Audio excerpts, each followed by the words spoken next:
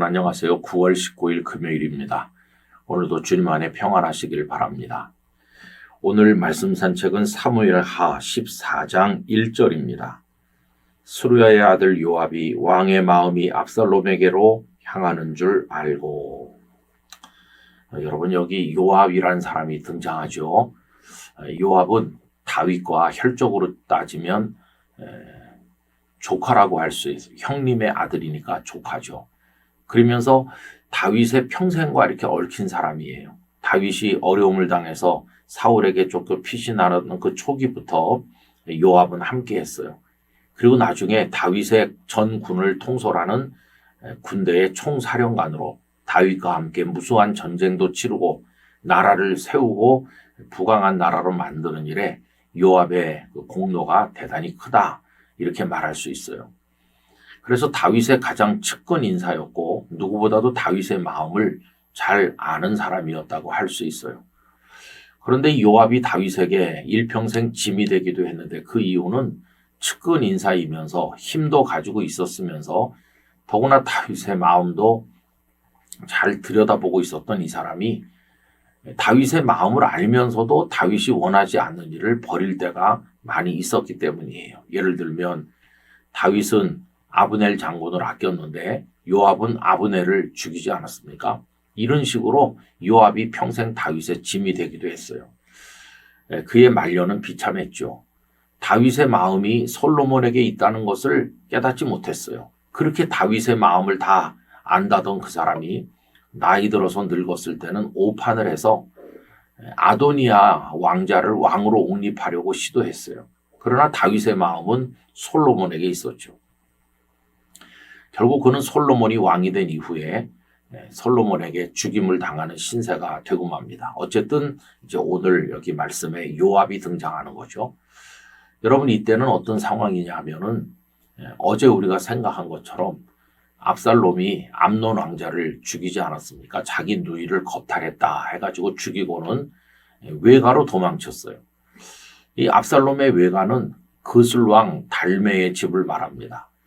그의 어머니가 마아가라는 여자인데 이 마아가는 그슬왕 달메의 딸이었어요. 그러니까 다윗이 다른 나라의 공주랑 결혼했던 건데 그 사이에서 태어난 사람이 압살롬인 거죠. 형제를 죽였으니 아버지가 나를 가만두지 않을 것이다. 그래서 외가로 도망을 해서 3년 세월이 지난 겁니다. 근데 요압이 이제 그 옆에서 다윗을 가만히 보니까 처음에는 다윗이 화가 많이 났어요. 암논이 다말을 겁탈한 것도 나쁜 짓이지만 그 암논을 또 척살하는 이 압살롬도 용서할 수가 없었어요. 그래서 압살롬에 대한 분노가 다윗의 마음에 끌어올랐는데 사람은 또 망각도 하잖아요. 세월이 지나면 생각이 또 달라지잖아요. 3년 세월이 지나고 그 압살롬을 보지 못하니까 다윗의 마음 한구석에서는 압살롬을 그리워하는 마음도 생기게 됐어요. 여러분 그것을 오늘 말씀에서는 이렇게 표현했어요. 스루야의 아들 요압이 왕의 마음이 압살롬에게로 향하는 줄을 알고 다윗의 마음이 아들로 향하고 있다. 아들을 보고 싶어 한다. 그리워하고 있다 하는 걸 알아차린 것이죠. 여러분 그도 그럴 법한 것이 이 압살롬이라고 하는 사람은 여러 왕자들 중에서 군계 일학처럼 아주 뛰어난 사람이었어요. 인물도 잘났고 머리칼이 길고 치렁치렁한데 여러 가지 면에서 돋보이는 사람이었습니다. 나중에 솔로몬이 왕이 되긴 했지만 객관적 조건으로만 따지면 왕자들 중에서 압권으로 뛰어났던 압살롬이 왕이 되는 게 옳았을지도 몰라요.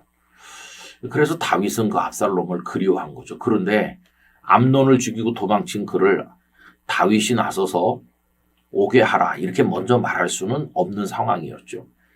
그런데 그 모든 것을 요압이 꿰뚫어 보고 있었습니다. 그리고는 한 여인을 내세워서 다윗을 설득하게 되었고 결국 다윗은 압살롬을 돌아오라 이렇게 허락하게 돼요.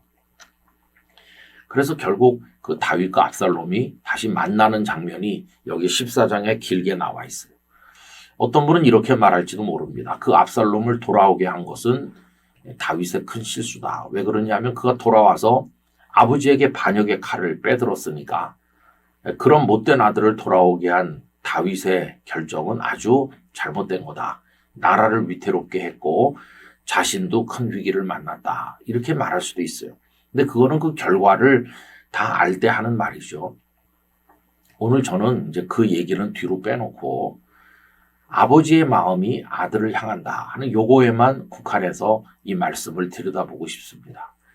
다윗의 마음이 압살롬에게로 향한 거죠. 이게 아버지의 마음이에요. 그 아들은 사랑받아 마땅한 훌륭한 아들이 아니에요. 오히려 쫓겨나야 맞아요. 다른 형제를 죽였으니까 용납될 수 없는 못된 짓을 했어요. 그런데도 아버지의 마음이 아들로 향한다. 저는 여러분 이 말씀 속에서 우리를 향하시는 하나님의 마음을 읽을 수 있다고 생각합니다. 우리가 다 범죄하고 악하고 하나님의 마음 아프게 하고 도망간 자와 같잖아요. 그런데도 하나님 아버지께서는 우리를 향해 그 마음을 기울이시는 거죠. 우리를 돌아오게 하시고 우리를 품에 안아주시고 독생자 예수님을 보내 우리를 구원하셨어요. 이게 하나님 아버지의 마음입니다. 누가복음 15장에 나오는 아버지 재산을 창기와 함께 다 날려버린 작은 아들이 돌아왔을 때 그 아들을 끌어안으시는 아버지의 마음. 여러분 성경 전체를 관통하는 주제들 가운데 이 아버지의 사랑이라는 게 있어요. 아버지의 사랑이 죄인인 아들을 그리워하게, 죄인인 아들을 용납하고 죄인인 아들을 품어주시는 거죠. 저는 오늘 이 영상을 함께 하시는 성도님들께서 하나님 아버지의 마음을 들여다볼 수 있길 바랍니다. 하나님 얼마나 나를 아버지로 사랑하셨나.